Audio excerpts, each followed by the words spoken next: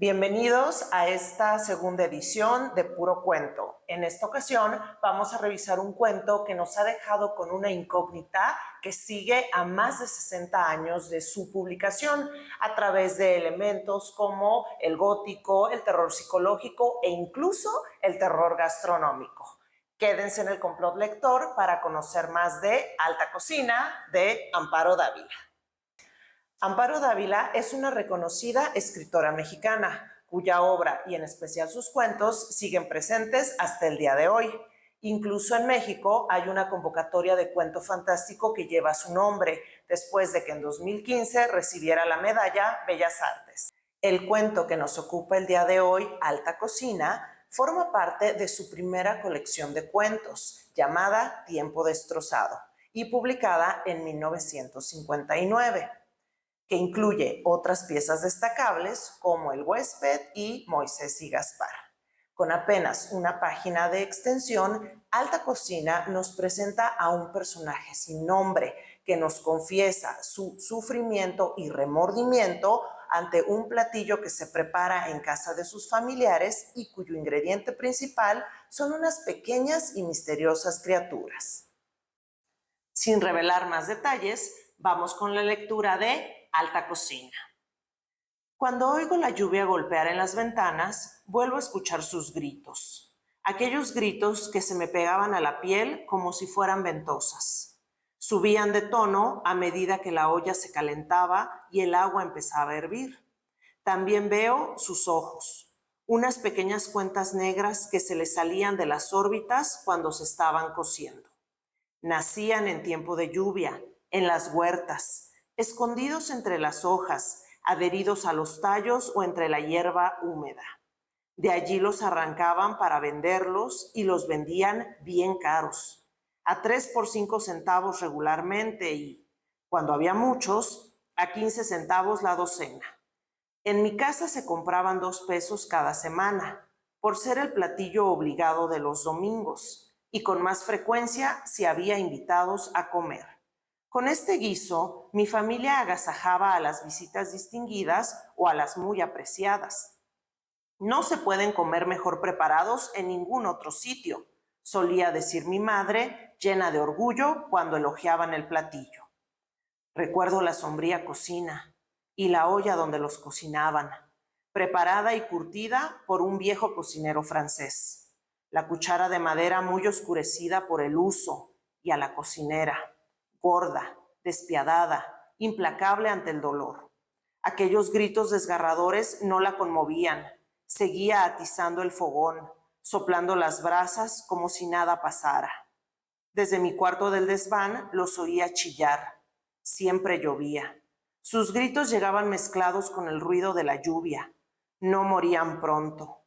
Su agonía se prolongaba interminablemente. Yo pasaba todo ese tiempo encerrado en mi cuarto con la almohada sobre la cabeza, pero aún así los oía. Cuando despertaba a medianoche, volvía a escucharlos. Nunca supe si aún estaban vivos o si sus gritos se habían quedado dentro de mí, en mi cabeza, en mis oídos, fuera y dentro, martillando, desgarrando todo mi ser. A veces veía cientos de pequeños ojos pegados al cristal goteante de las ventanas. Cientos de ojos redondos y negros, ojos brillantes, húmedos de llanto, que imploraban misericordia. Pero no había misericordia en aquella casa. Nadie se conmovía ante aquella crueldad. Sus ojos y sus gritos me seguían y me siguen aún a todas partes.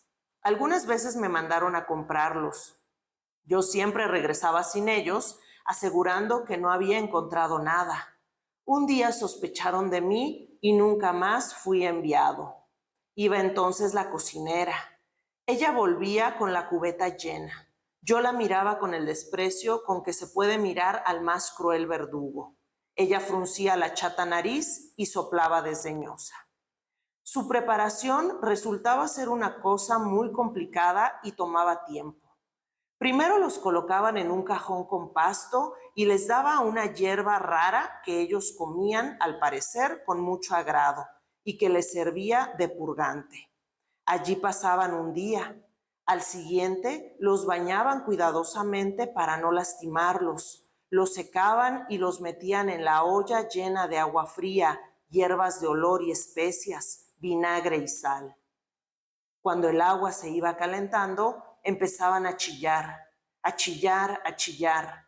Chillaban a veces como niños recién nacidos, como ratones aplastados, como murciélagos, como gatos estrangulados, como mujeres histéricas.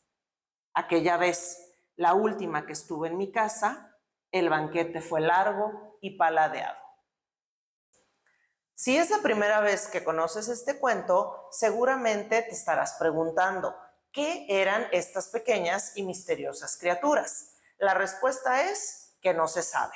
El cuento de Amparo Dávila forma parte de una tradición de narraciones en las que hay un elemento misterioso y del que nunca se revela su identidad. Otro ejemplo es el cuento Casa Tomada de Cortázar, en el que hay una presencia cuyo rostro nunca se nos da a conocer. Sin ir más lejos, el cuento Moisés y Gaspar de la misma autora nos ofrece un juego similar en el que nunca se revela qué o quiénes son estos personajes que dan título a la historia. Volveremos a este punto al final del video. Otro punto que vale la pena revisar es el llamado terror gastronómico.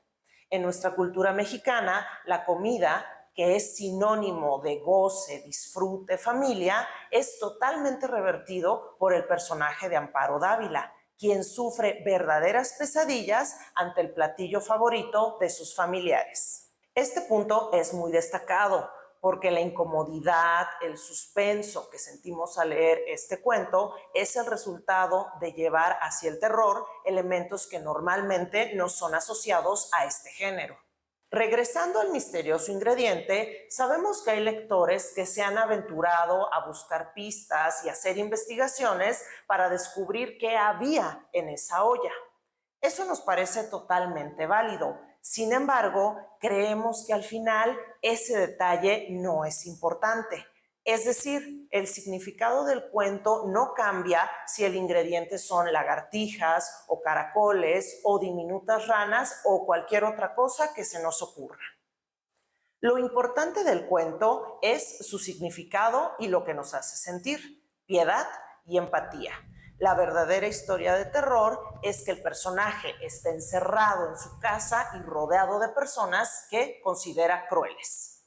Consideramos que el cuento toma este platillo como una excusa para invitarnos a ser empáticos con cualquier tipo de sufrimiento, sin importar de quién provenga, y que lo vemos reflejado en esta frase. Empezaban a chillar, a chillar, a chillar. Chillaban a veces como niños recién nacidos, como ratones aplastados, como murciélagos, como gatos estrangulados, como mujeres histéricas. Y bueno, queremos también saber, ¿tú qué piensas? ¿Coincides con nosotros o tienes alguna otra interpretación? Te invitamos a ponerlo en los comentarios. Y dale suscribirte para que seas parte del siguiente Complot Lector.